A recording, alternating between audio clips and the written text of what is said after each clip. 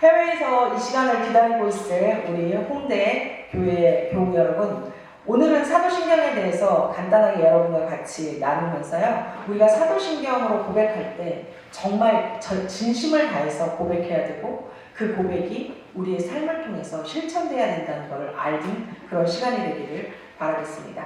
자, 사도신경이라는 거, 여러분 사도신경에서 사도는 알 거예요, 그죠? 그럼 신경이 뭐라는 뜻인가?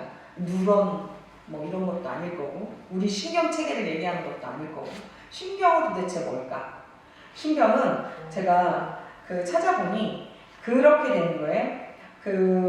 굳게 믿고 지키려는 생각 또는 신념, 그리고 고백, 신앙의 고백성, 이렇게 할 수 있는 거죠. 그렇게 할 수 있어요. 우리가 해석을 할 수 있어요. 그리고 사도신경은 우리의 믿음의 핵심의 내용이 사실은 들어있고요. 그 다음에 하나님을 향한 인간의 고백인 거예요.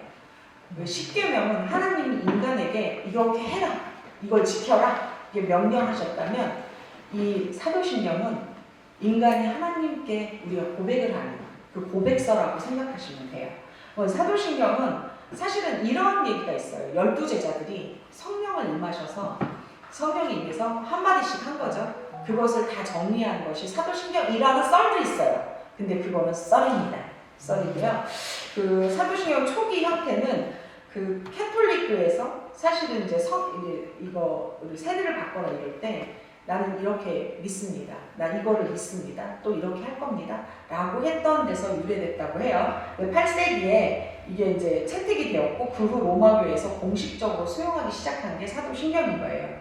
그래서 고대 문헌에 따르면 어쨌든 막 길게 막 쭉 돼 있어요. 그거는 나중에 인터넷에 찾아보면 다 나옵니다. 그래서 이건 패스를 하고요. 그럼 사도신경이라는 게 도대체 우리에게 왜 중요한가? 어떤 면인가? 여러분, 사도신경의 이 문장을 혹시 다 본 적 있어요? 지금 한번 찾아봅시다. 찾아보시면 사도신경, 우리가 예배 시간에 늘 하고 있는데 그 내용을 분석해보면 한 3가지의 큰 단락으로 구분할 수가 있어요. 첫 번째, 전능하사 천지를 만드신 하나님 아버지를 내가 믿사오며, 이렇게 돼 있죠. 이건 뭡니까? 하나님 아버지를 내가 믿는다는 고백인 거예요. 성부에 대한 고백인 거죠.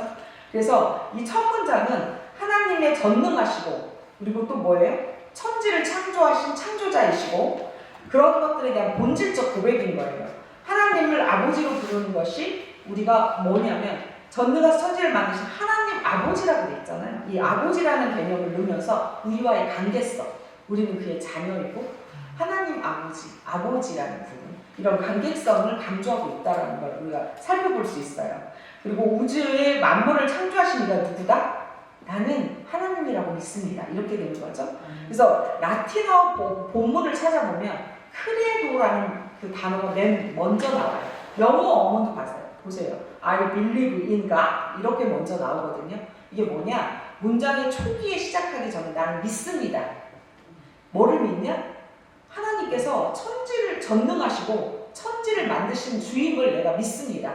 이거에 대한 고백에 나는 이렇게 믿어요 라는 고백인 거죠. 그래서 라틴어의 크레도라는 것을 CERDO거든요. 거기서 CER, 이건 뭐냐? 심장이라는 뜻이에요. 그 다음에 DO는 뭐냐? 드리다라는 뜻이라는 거죠. 그러면 심장을 드린다는 거예요. 영어로 I believe는 라틴어에서 나의 심장을 드릴 정도로 내가 믿는다. 그럼 뭡니까? 생명을 다해 믿겠다, 이 얘기거든요. 그래서 여러분께서 문장, 사도신경으로 이제 예배를 뭐 이렇게 하겠습니다라고 할 때, 그것을 읽을 때 나는 믿습니다. 하나님께서 전능하시고 천지를 창조하신 걸 내가 믿습니다. 이걸 고백하는 거예요. 그렇기 때문에 그 고백이라는 거냐, 믿는다라는 건 뭐냐, 내 생명을 걸고 믿습니다. 이만큼 굉장히 엄중한 뜻이 여기에 있는 거예요. 그럼 두 번째 분야를 가봅시다. 여기에 두 번째는 뭡니까? 그 외 아들 우리 주 예수 그리스도를 믿사오니, 어떻게 됐다고요? 이는이 뭐예요? 내가 외아들 우리 주 그리스도 예수를 믿는다는 거거든요. 그래서 믿는데 이것은 어떻게? 예수님은 어디서 태어났다?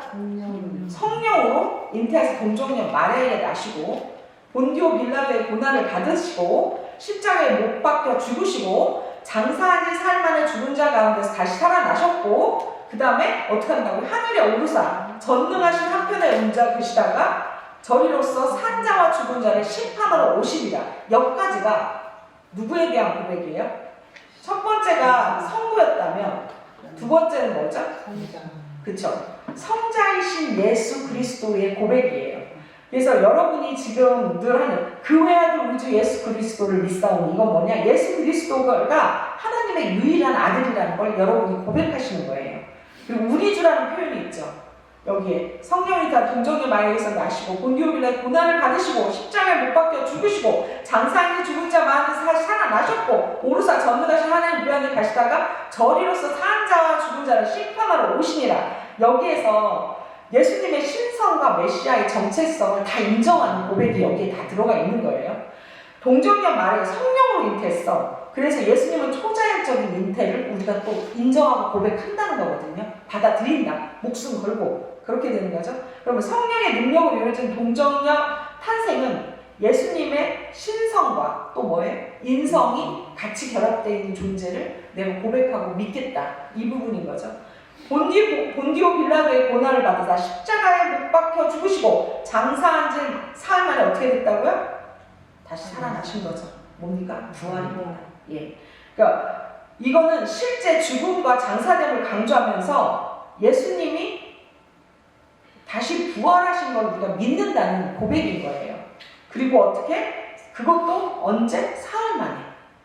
이건 예수님의 육체적 부활을 고백하는 거, 사흘 만에라는 표현은 성경의 예언의 성취됨을 나타내는 건데, 이게 예수님의 어떤 신성을 우리가 입증하면서 또 플러스 우리가 이걸 믿는다는 고백인 거죠.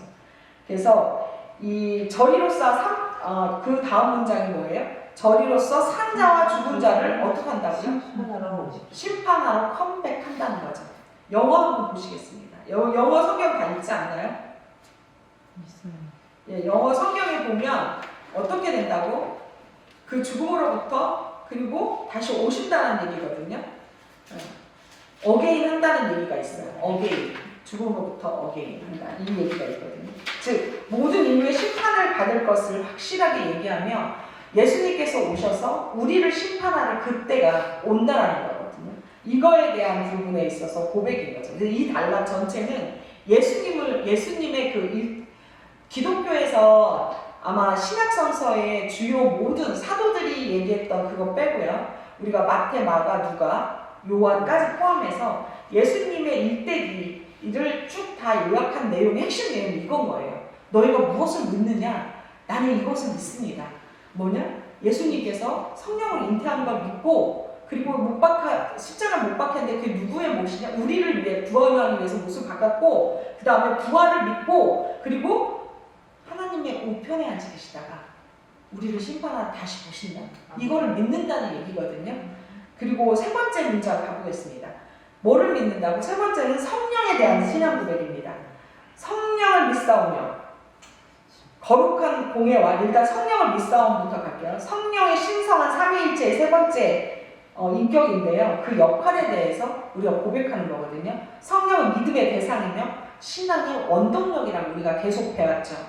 곧 그것은 눈에 보이지 않지만 가장 우리에게 기도와 그 모든 것들에 힘을 주는 그 힘, 그것을 믿겠다라는 부분인 거죠. 그 다음에 뭐예요? 거룩한 공예와 성도가 서로 교통하는 것과 이건 뭐냐? 거룩한 공예는 교회를 말하는 거고요. 그리스도의 몸으로서 교회를 의미하는 거예요. 성도가 서로 교통하는 것. 여러분이 나와 아니면 여러분과 여러분, 교인과 교인과의 서로 커뮤니케이션 하는 이 부분. 그리고 신자들 간의 영적 연합과 교제를 강조한다는 거죠. 자, 이거는 그 다음에 보면 성도가 서로 교통하는 것과 다 들어가 있죠. 죄를 사하여 주시는 것과 어떻게 된다고요? 하나님이 용서와 구원을 은총으로 고백하는 거죠. 죄를 사하여 주신다. 그리스도의 대속 사역에 대한 가능해진 거죠. 이는 하나님과의 관계를 회복한다는 핵심 메시지인 거죠. 그리고 몸이 다시 사는 것과 영원히 사는 걸 믿습니다. 이게 아마 그 결론적으로 가장 강력한 부분이라고 할 수 있어요. 신자들의 부활과 영생에 대한 소망을 고백하는 거죠. 그리고 어떻게 된다고요? 부활은 영혼만이 구원이 아닌 전인적 구원을 의미하고 있다라는 거.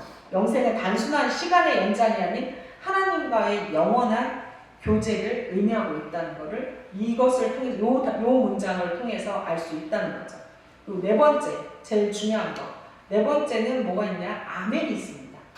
아멘이 있는데 이 아멘은 제가 지난번에도 설명했듯이 믿습니다. 어떻게 진실로 믿습니다.